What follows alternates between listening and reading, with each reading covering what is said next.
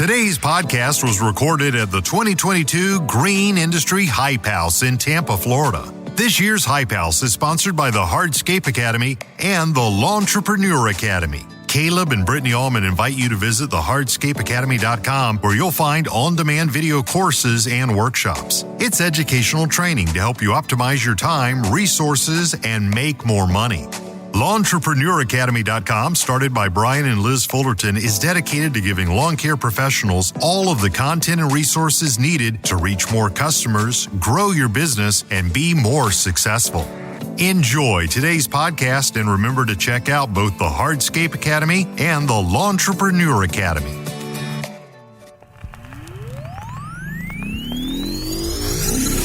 Here we go.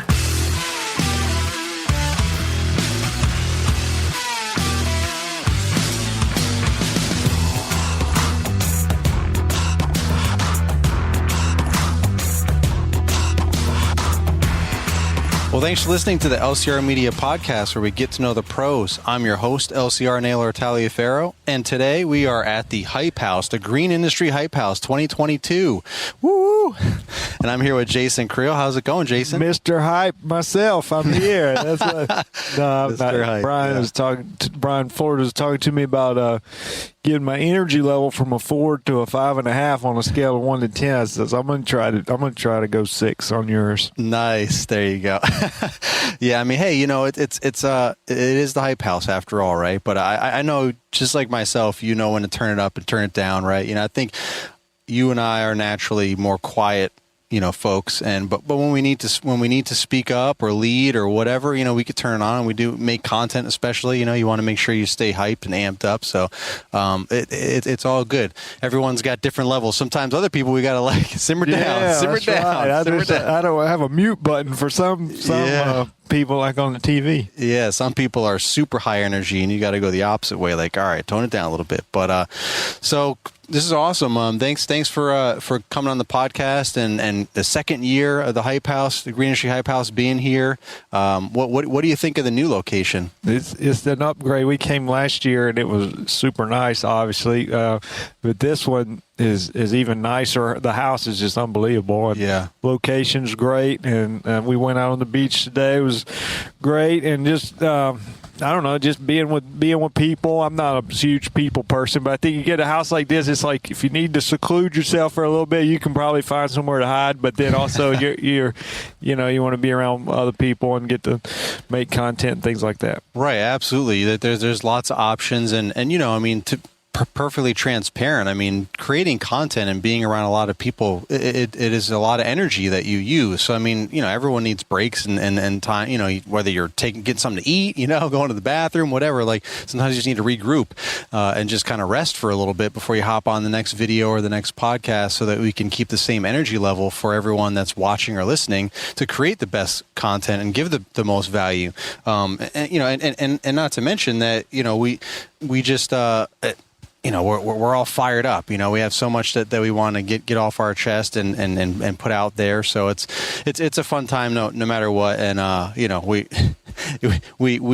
hide, we duck here and there, but we also have businesses to run too. So like sometimes we have to get on the laptop and we're either uploading content or we're like following up on quotes or customer calls or whatever. Because I mean, it is Thursday. You know, it is still, for a lot of us, it's still a work day. So yeah, that helped me a lot. Actually, last week I was able to finish. I do weed control fertilization. I was able to finish up this round of treatments, and so I actually had a little break in my schedule, which is good, because I hate having that weighing on my mind. Back home, what am I missing out on, kind of thing. And so I was able to shut that off for a week while I come down here. That's great. That's great. I was trying to say that to some other folks. I think Payjack yesterday, we were just trying to have like a short conversation. Like, I had just gotten here and we were just talking and catching up and talking shop, really. And his phone kept ringing. And at one time he answered the phone and was talking to somebody, and they were asking about snow removal, because, you know, the big storm was coming up his way in a lot of parts of the country.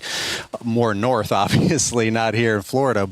And he's like, no, sorry, we don't do snow, but contact this person and or check out our website. We have he had the whole speech ready to go, but he had to take the time to do that. And I was just trying to tell him dude, man, put an autoresponder or vacation thing on, or send them to voicemail or something. I have my voicemail set up so it's got all the information they need, and they don't even need to leave a message if they don't need to. It's if you're out of office, you're out of office. If you're out of town, you're out of town, right? We all have to take time off. I mean, it's not peak season by any means. Maybe for a snowstorm it is, but if you don't even offer snow, the last thing you want to do is be answering the phone constantly about a service you don't even offer. Yes. So anywho, there's lots of ways around that. Lots of things, like I said, a voicemail. Some people, bigger companies have a receptionist. I mean, your emails, you can put a vacation auto reply or whatever responder on there. Things like out of office, things like that, so that you can enjoy some time off. I saw this guy reached out to me recently, and I'm not going to necessarily plug what he's doing, but I want to tell you the concept of it is it's an app you put on your website, and when you go to enter in, go for a quote, on a box that you fill out your name, address, phone number, and all that, it will ask you, you kind of in the app, you'll define your service area, and you put your zip code in, and it will tell you, or your address, and it'll tell you, we're sorry, we don't provide service in that area. And I thought it was a pretty cool concept because, like I said, I don't know how many wasted phone calls I get that are people that aren't really in my service area, or he's come up with an app to help address that issue. Yeah, that's smart for sure. That again, it just goes to the thing of the concept of just do something, right? Find a way to make it more organized and things like that. But so speaking of winter, we are in the winter season, which is non-peak for just about everyone unless they have snow, including yourself. So what do you do right now? What kind of business? Is it still slow for you? Because I know you're in Alabama, right? So you're a southern state, not as southern as south as Florida, but your grass is dormant, right? Yeah. So what is it you kind of do about this around this year? Yeah. So the mowing guys, they're pretty slow right now in our area. They're sometimes they'll get out and they'll start pruning crepe myrtles and stuff like that, or putting out mulch or pine straw. But for us, I do weed control and fertilization. It's pretty much year round in our area. So really, first of January, or I tell people January 2nd because I might need to watch a football game on New Year's Day or something. But January 2nd, I'm out there spraying. So really, this time of year, I just try to take advantage of any warm day to get my applications done. It's not fully busy because the new customers don't start really calling until March and April. Okay. So I'm not running giving quotes all day, but still trying to get my yards taken care of. And actually the second half of the year, if I can survive through July, then it slows down. People quit calling, and life gets a little easier. Yeah. And for those of you that are listening for the first time and you want to hear Jason's full backstory, I interviewed him last year at the first annual Hype House, back on episode 31. You can go check that out and get his whole story. We dove into everything from, you started with a lawn mowing business mainly, and then you transitioned and you actually sold your business a couple times, I believe, right? And then you transitioned into, you also moved, to another state or another part of the state. Another part of 2 hours away, so I couldn't really take them with me, Yeah. So a lot there to unpack that we talked about in episode 31, and you ultimately ended up transitioning into lawn treatments, turf care, and then fertilization, weed control, everything that comes along with that, and kind of put the mowing behind you and refer that work out now. So that whole story is in episode 31, just for those of you that are curious about the backstory for Jason. But how was 2021 for you, Jason? Well, it was actually great, and well, okay, it was great and bad. Yeah, I tried to be positive this year. I'm a glass half empty kind of guy, so I tried to say great, but then I got thinking about it. All right, the negative was we were renovating our house, and we were out of our house for 10 months, and I was living 45 minutes away, so I was having to commute 45 minutes one way pretty much 6 days a week. So that made the business a little bit challenging. But you know what? When that got over with, which was a few months ago, now Well, the great part is I'm living where my business is and where my customer base is.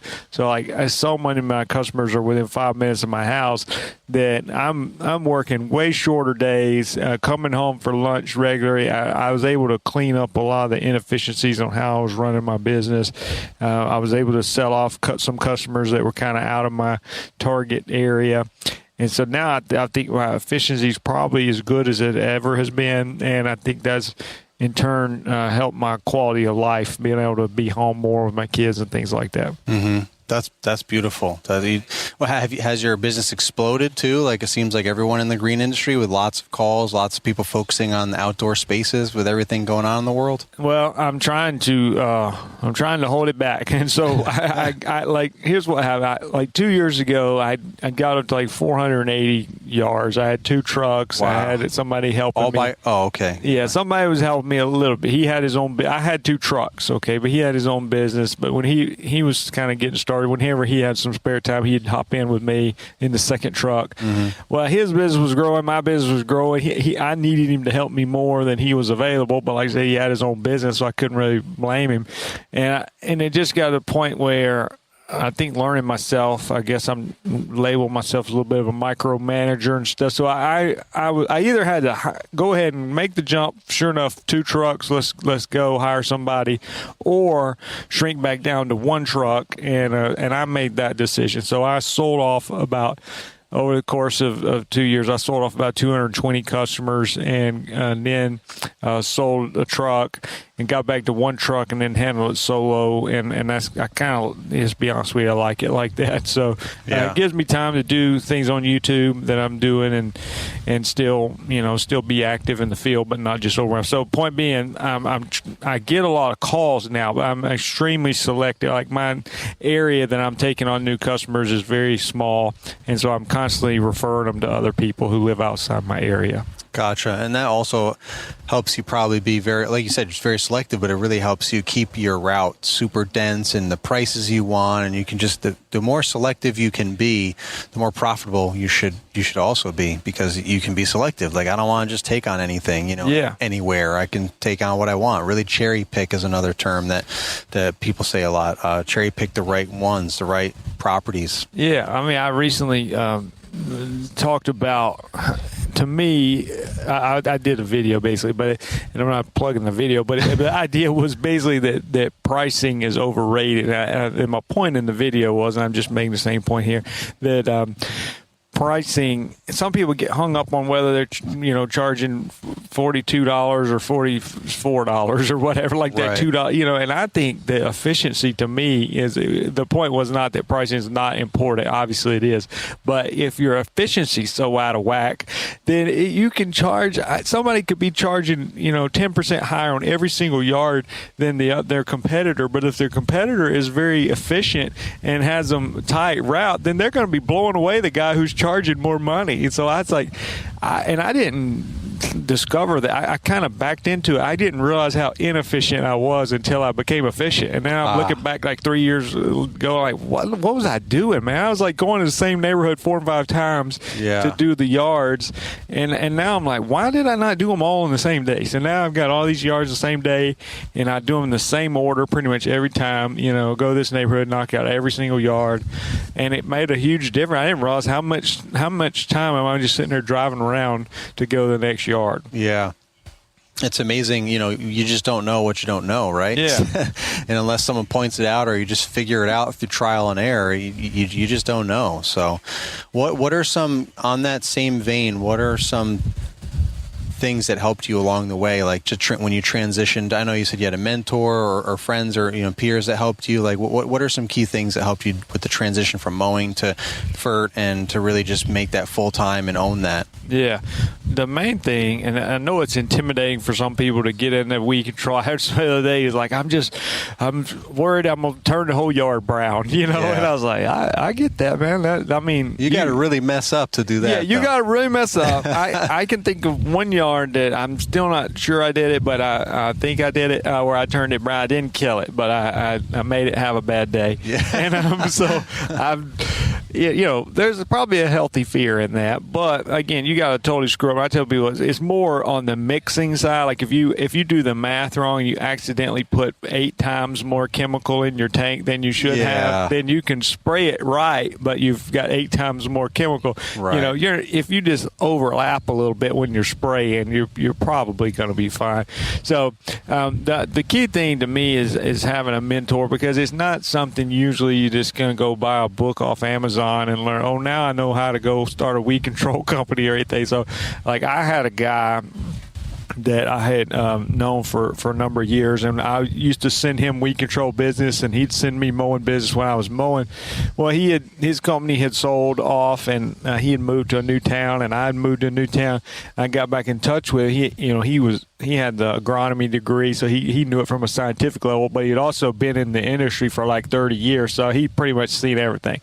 So I called him up. I said, hey, I'm thinking about starting a weed control and fertilization business, and he's like, he said, I'll help you. He actually works for a supply company now, so he's who I buy my chemicals and stuff from. But he took me under his wing kind of, and really, and again, I was privileged in that sense to have somebody that had as much experience as he did. But for some people, it might just be going to the Site One or somewhere. Maybe the rep guy there will help you get started. But if you can have somebody that take you under the wing, because it can be intimidating. You don't know what to spray and when to spray it and what fertilizer to use and when to do it and how much to put out. I mean, those are just basic questions, but if you don't know, you just don't know, Right. And you don't know. It's like I said, you're not going to buy a book that just tells you all those answers. Right. Hey, LCR listeners, this is Cody from Lightspeed Social Agency. If you're tired of spinning your wheels every selling season, we want to change things up for you in 2022. We're a full-service digital marketing agency that only works with lawn care and landscape businesses. We specialize in hyper-local, neighborhood-by-neighborhood Facebook ads that generate right away ROI. Go to lightspeedsocialagency.com to schedule a call. Make sure to tell us Naylor sent you, and we'll give you $400 off your initial setup fee. That's lightspeedsocialagency.com. Toro's new Revolution Series lineup provides you with a smarter, more connected fleet that makes your operation more efficient than ever before. It's the products you already know and love, just supercharged with Toro's HyperCell battery system. Learn all about Toro's new Revolution Series line at revolution.toro.com or click the link tree in the episode description to get you there fast. And now the LCR Media Podcast continues. Yeah, 100%. And to that point, you created your own resource to give back to anyone that's interested in trying to either improve or actually just get into this part of the business, right? Yeah. So my website is lawncarelife.com, and I have a lot of videos on my YouTube channel, Lawn Care Life. But I have the Weed Control and Fertilization Academy, which is kind of like my I guess best resource for somebody who's seriously thinking about getting into it from a business standpoint, and it's geared more towards southern warm season grasses because that's what I deal with. But then there's documents and programs we sell on there to help people, because it is frustrating. You're like, well, I don't know where to get that information. So ideally you have somebody local who can help you, but I do have resources also. Yeah, because it is, like you've said before, it is definitely regional, right? Like I have different grass than you have and than Florida has,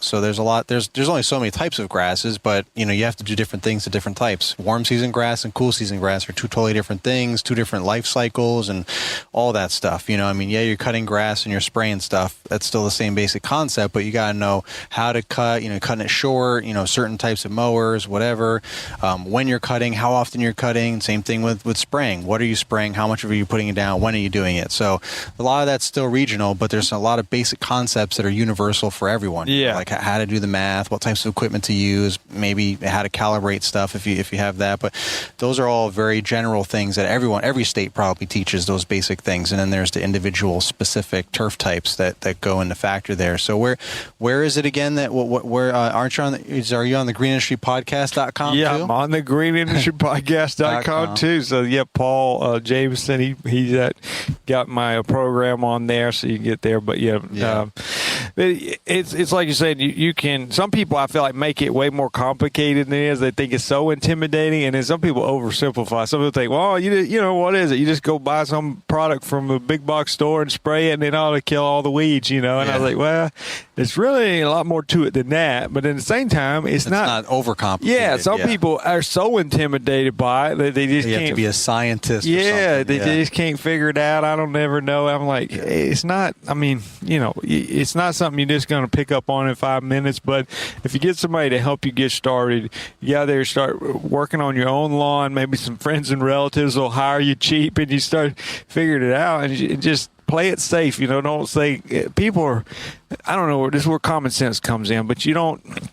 You know, homeowners, they think if you put, it says here, put 2 ounces in a gallon of water. Well, if I put 8 ounces, I'm going to kill it really dead, you know? No, really and people dead. just don't have any common sense. Yeah, you will know? kill it really dead. Yeah, you kill like everything. just come on, man. Just follow the label. You just, it's not super hard, but you got to have somebody sort of help you out too. And I think you've said this before, you know, and I think we've all kind of agree in this industry that those facts give it a barrier of entry, right? So less people will do this for all the reasons you just mentioned. Either they're intimidated, or they think it's easy and they mess it up. They don't do a good job. There is licensing that you're supposed to get per your specific state. Some are more intense than others, and so on.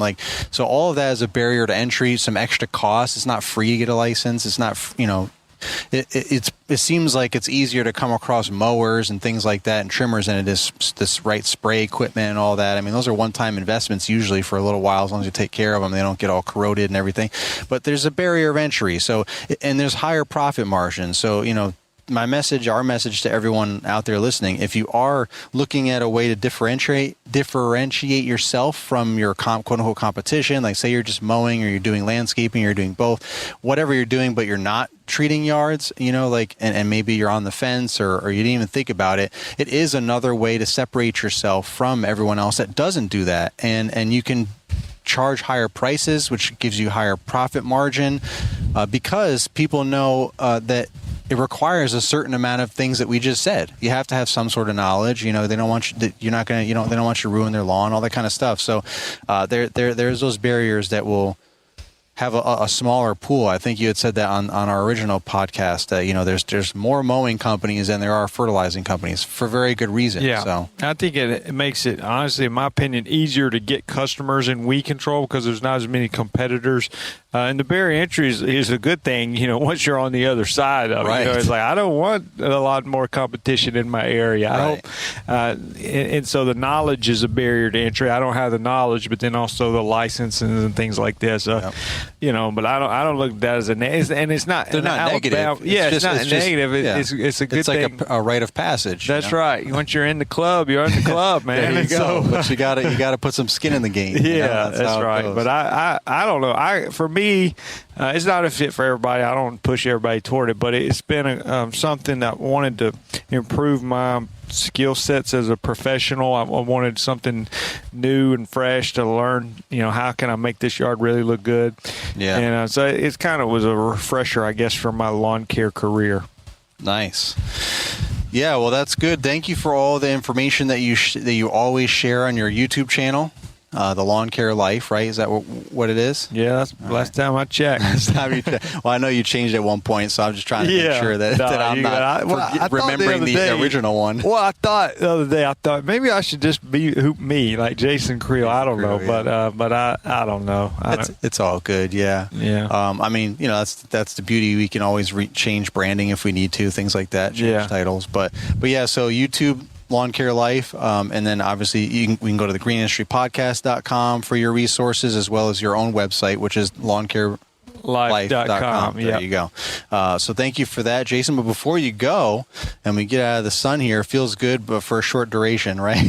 Let's go through the pod deck here. Do you remember these? Did I have you do this last time? I do remember the pod deck. I don't remember what I was asked, but I remember the pod deck. We'll see. We'll see what you get this time. So. There it is. Oh, I'm drawing my own card. I like this. Am I supposed to read it? Yep. Okay. Yeah. What is the best piece of advice you've ever been given? Wow, that's a nice one. does this business related or just like, okay, whatever, yeah. all right, you know, this is going to be appeal to some people and not others. But no, I'm serious. Well, when I graduated college, I had zero aspirations of life, what to do with myself. You know, went to college. I just didn't. I worked like 15 horrible jobs. A friend of mine, and I'm going to go in a little bit of a spiritual aspect here, but a friend of mine encouraged me. He said, don't move somewhere to take a good job. He said, go find a good church and move there. And anyway, I actually took him up on that, and that's how I ended up in the first city I lived in. And I had some horrible jobs. It doesn't mean don't get a good job. I want to punch myself for how I just wasted so much time when I was younger. But you had the church there. I moved to church, and what I'm saying is the people that I met through there and that got me, you know, as far as like other areas like my marriage and being a dad and things like that. It really helped me for shaped who I am today. Because like I said, right out of college, I'm early 20s, and I had nothing going for me, you know, grades. So and in the career side, took a while to get going, mostly my own fault. But I was just put around a lot of people, and you know, it could work the same for business. You know, you want to be around people that can help shape you.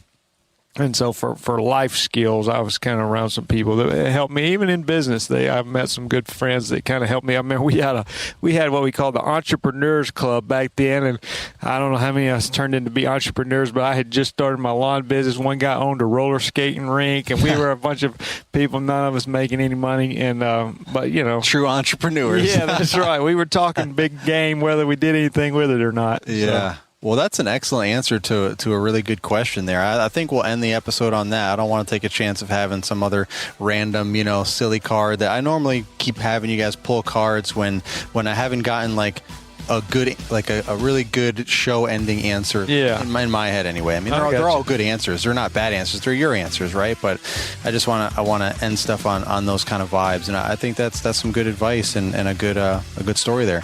So thanks, Jason, for being on the LCR Media Podcast. And I know there's probably lots of other folks that want to do content with you. Maybe we'll do a video later. I mean, we're here for the rest of the week, so we're gonna have a good time. All right. Appreciate you having me. All right, thanks, Jason. This has been an LCR Media and Mr. Producer production.